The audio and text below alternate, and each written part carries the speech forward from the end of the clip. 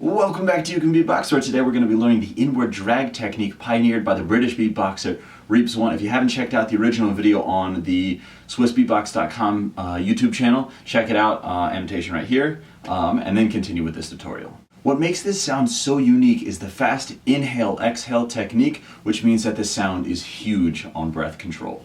With that in mind, here's a basic rendition of how this technique should sound. I'll be the first one to admit that I am not by any means advanced at this technique, but given how often this technique is requested for a tutorial, I wanted to at least give an introduction to this idea of breath control. At the heart of this technique is the inhale, the exhale.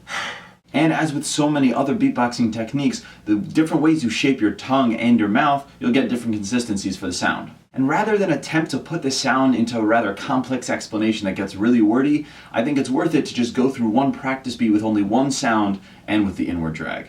Pay attention to the standard beatbox notation below if you get lost, and here's the first beat.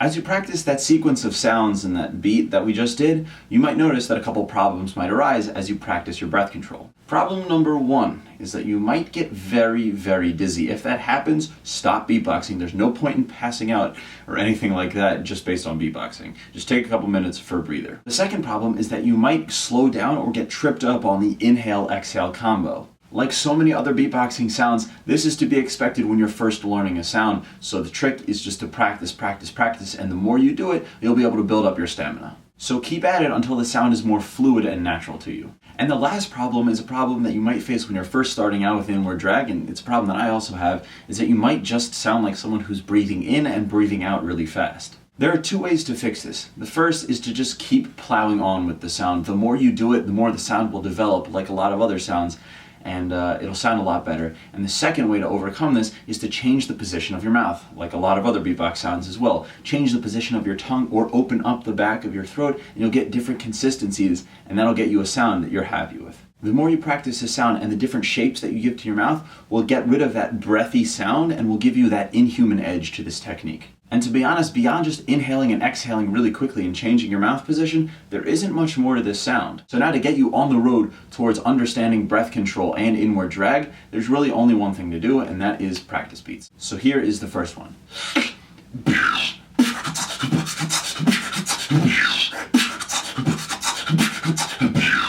And here's the second beat.